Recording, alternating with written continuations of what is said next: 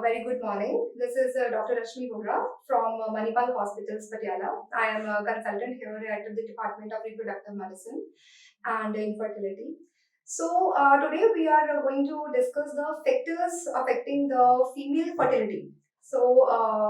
Coming on to the factors which are affecting the female fertility, there can be many causes of female infertility, but we will talk according to the which is factor which is more common to the factors which are less common.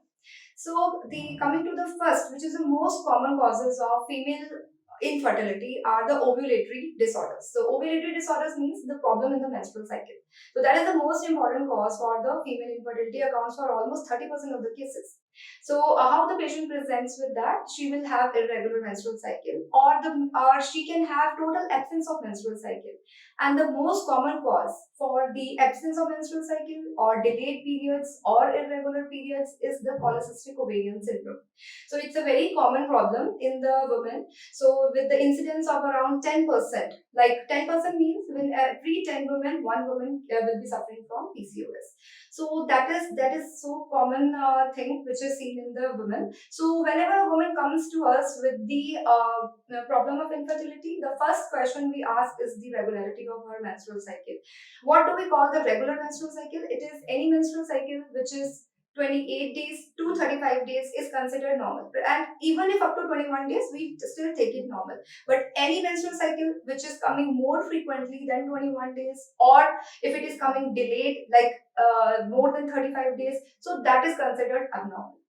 Coming on to the second cause of infertility, second cause is the tubal factors. Tubal factors means like every woman carries two fallopian tubes. So the egg travels from the ovaries to from the fallopian tube toward the uterus, and then the implantation happens in the uterus. So any problem in the fallopian tubes, any functional cause, any dysfunctional motility of the tubes, they all can lead to infertility. What thing can lead to tubal damage? Like any previous surgeries, for example, if she has a history of any abdominal surgeries, any pelvic surgeries, that can lead to damage of the fallopian tubes.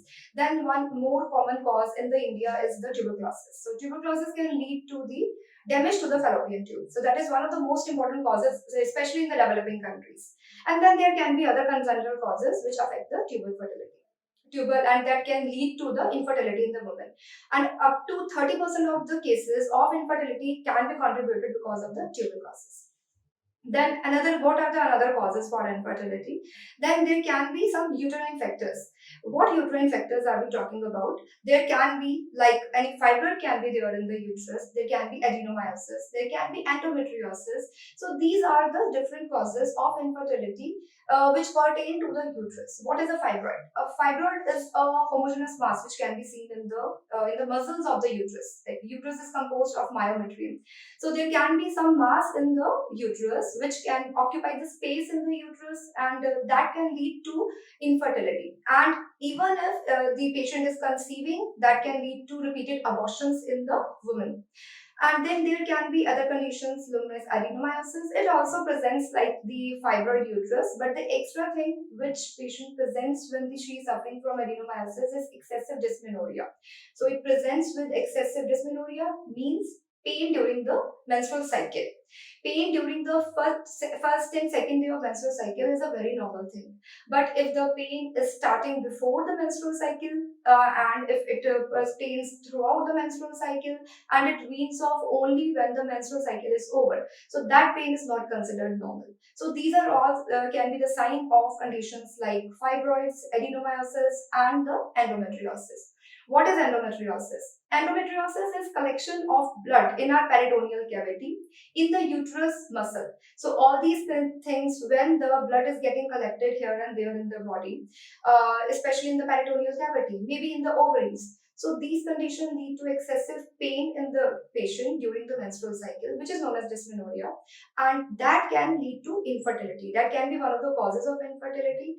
And this endometriosis usually presents, as I just told, with dysmenorrhea and and a lot of pain in between the cycle. Dysmenorrhea is pain during the menstrual cycle, and but the patients with endometriosis can present with chronic pelvic pain, which is all throughout the cycle, and in between the, even if she is not menstruating, she might feel pain in her pelvic cavity. Then there can be other causes of infertility, like there can be some endocrine factors which are responsible for the infertility, like thyroid problems. Excess of thyroid and low thyroid, both are abnormal and both can lead to infertility. Excess of thyroid means hyperthyroidism and low thyroid means hypothyroidism. Hypothyroidism is more common than the hyperthyroidism. So a patient who is presenting with hypothyroidism, it's can present with infertility. And so how will the patient with hypothyroidism present? She might have her irregular menstrual cycles. She might present with the difficulty in the daily activities, early sedation, and fatigue. All these things can be the sign of hypothyroidism. And it's very easy to diagnose hypothyroidism. Taking a blood sample, we can diagnose hypothyroidism, and its treatment is also very easy. Just giving one medicine can normalize a menstrual cycle. Other endocrine causes can also be there, like hyperprolactinemia. There is one hormone in our body which is known as prolactin, which is secreted by our brain. So excessive secretion of prolactin can lead to infertility, and that can be the cause of frequent menstrual cycles. So that can be the cause of infertility too. So that also can be checked very easily by taking a blood sample. And after the diagnosis of hyperprolactinemia, the treatment is also very easy. We have to put some drugs to the patient to block the prolactin secretion. So these are the endocrine factors. Apart from the hypothyroidism and hyperprolactinemia, which are more commoner causes, there can be any other cause like diabetes mellitus, excessive secretion of other hormones in our body.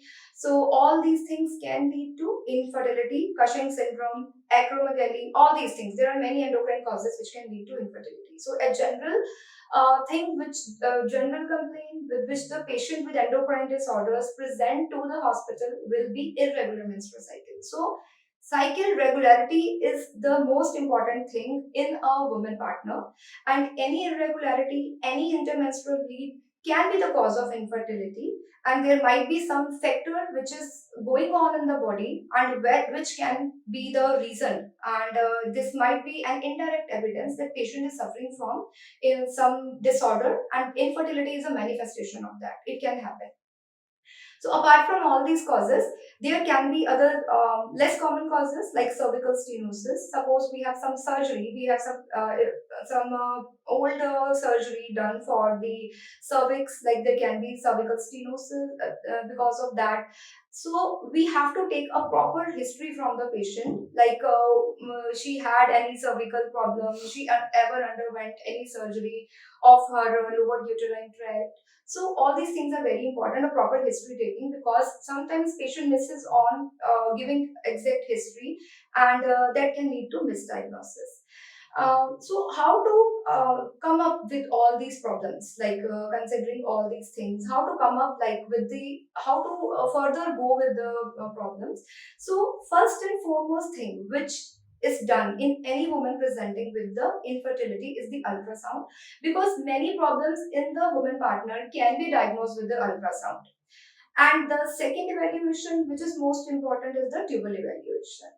So these two simple tests can lead to diagnosis of most of the diseases. Like just now I told you about the polycystic ovarian syndromes, which can be picked up with the ultrasound. When we see the ovaries, usually the ovary of a polycystic ovarian patient, it will be a bigger ovary and it will be carrying multiple cysts. So we can diagnose it with a simple means, with such a non-invasive procedure, which is usually done on the second day of periods, and we can easily diagnose like is this patient suffering from PCOS or not.